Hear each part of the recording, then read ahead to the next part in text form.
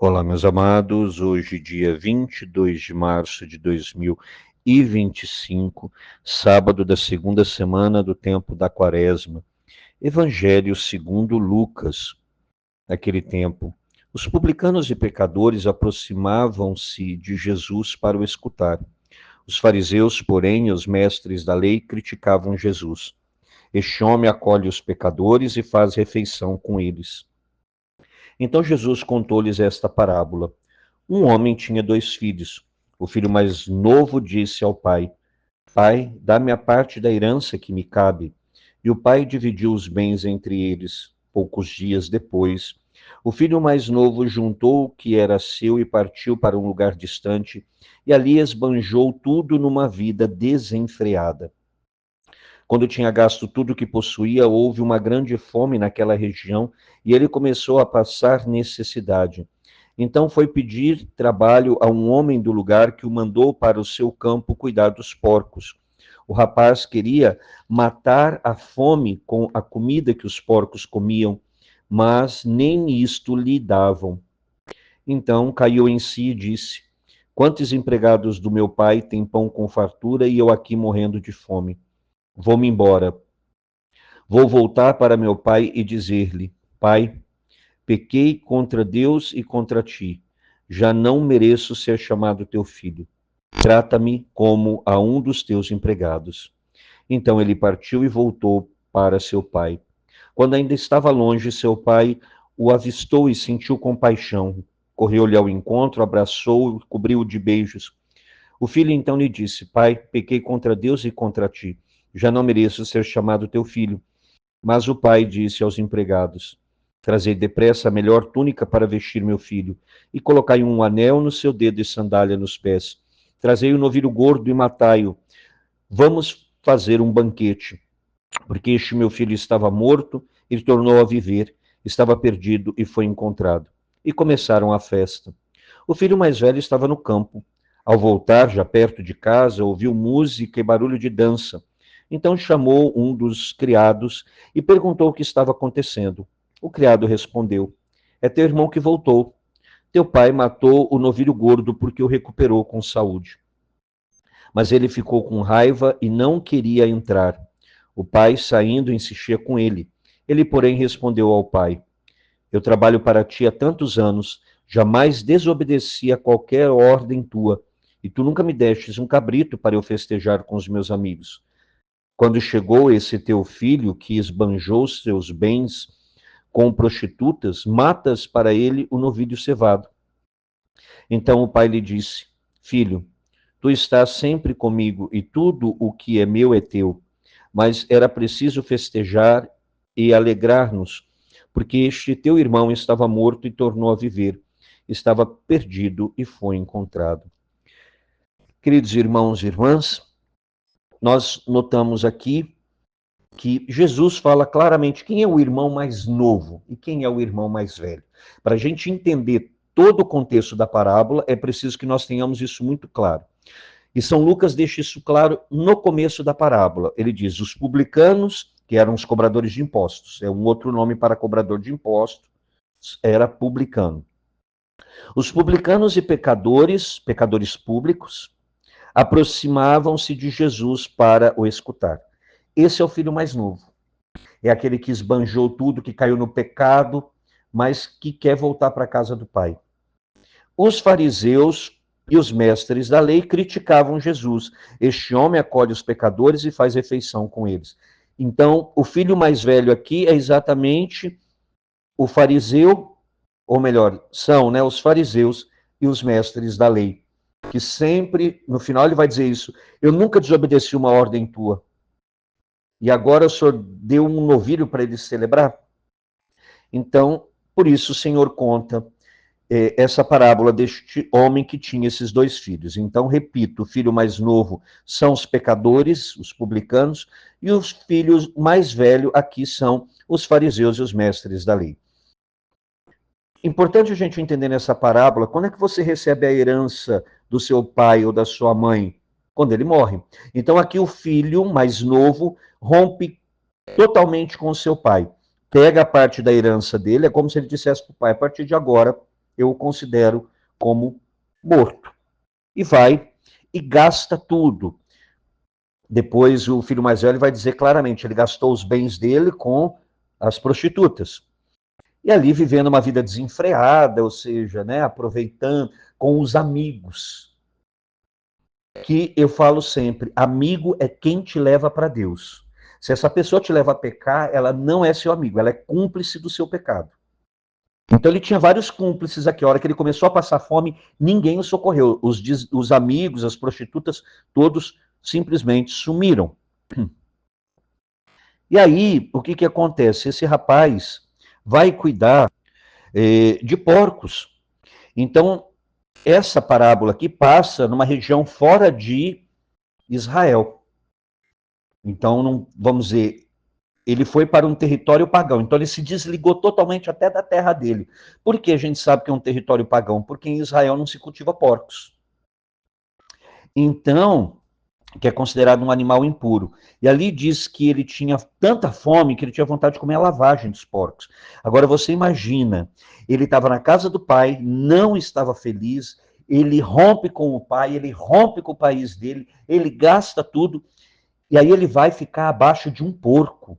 O porco era considerado, até hoje, é considerado o animal mais impuro na cultura judaica, o mais imundo. E ele ficou abaixo de um porco, porque ele não tinha o direito nem de comer da lavagem dos porcos.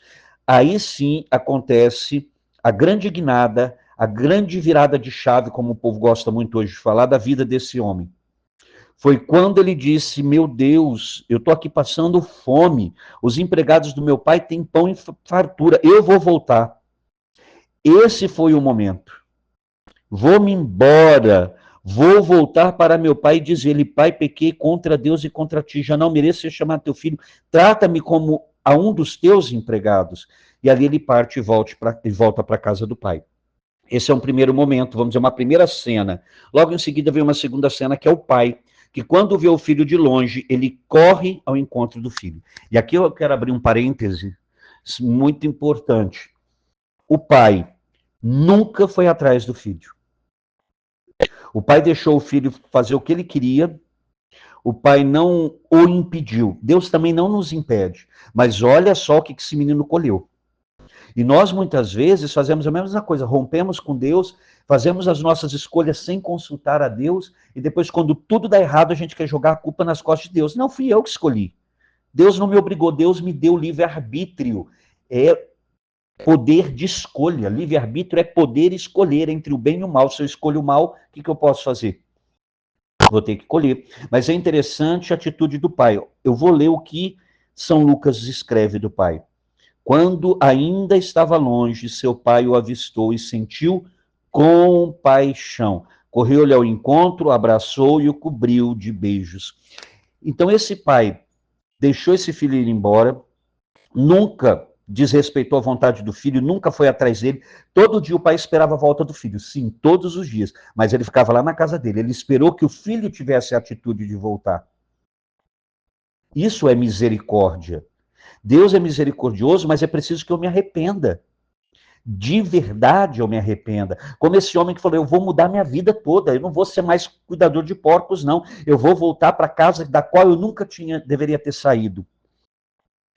E ali, o que é interessante, o pai sente compaixão do filho, e como eu disse, ele esperava o filho voltar todos os dias, ele vê o filho, ele corre ao encontro do filho, ele abraça, ele beija aquele filho fedendo a lavagem, porque se aquele menino não comia, imagina banho se ele tomava.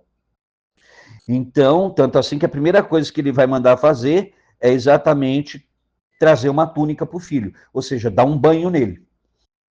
Então, o pai beija aquele filho fedendo, abraça, porque o pai estava esperando aquele filho voltar. E aí, quando ele começa a falar, pai, pequei contra Deus e contra ti, já não mereço ser chamado teu filho, o pai nem prestou atenção nisso. Chamou o empregado e falou, traz depressa a melhor túnica para vestir meu filho. Põe o anel da família, devolvendo a dignidade que ele perdeu. Você não está abaixo de um porco. Você é meu filho, você tem dignidade de filho. Dá o anel da família para ele e coloca a sandália nos pés, ou seja, devolveu toda a dignidade que ele tinha perdido. Então toma um banho, coloca a túnica, coloca a sandália, o anel, e vamos fazer festa. Traz o novilho gordo, mata e vamos fazer festa. Vamos dizer, esse é o segundo ato. Aí entra um terceiro, o irmão mais velho, que representa exatamente os fariseus, os mestres da lei. Estava trabalhando no campo, ele chega, de longe ele já escuta a festa, chama um dos empregados, pergunta o que está acontecendo, o empregado conta para ele o que aconteceu. Olha, teu irmão voltou, teu pai está feliz, mandou matar um novilho gordo, porque ele está né, recuperou com saúde, não estava doente. E o irmão, ao invés de se alegrar, o que ele faz? Ele fica com raiva. Eu não vou entrar. E aí o pai vai lá e tenta convencê-lo, e o que ele fala? Exatamente aquilo que nós vamos ver, que eu falo que se encaixa nos fariseus e nos mestres da lei. Eu trabalho para ti há tantos anos, jamais desobedeci qualquer ordem tua, e tu nunca me destes um cabrito para eu festejar com os meus amigos. Quando chegou este teu filho, ele não falou meu irmão, teu filho, porque ele guardava muita mágoa do irmão, né? Que esbanjou teus bens com prostitutas, matas para ele um novilho cevado. Ele falou, tá muito bem, pai.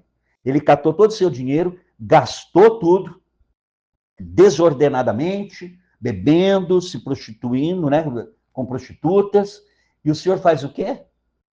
O senhor, ao invés de dar uma correção nele, o senhor o acolhe e ainda faz festa.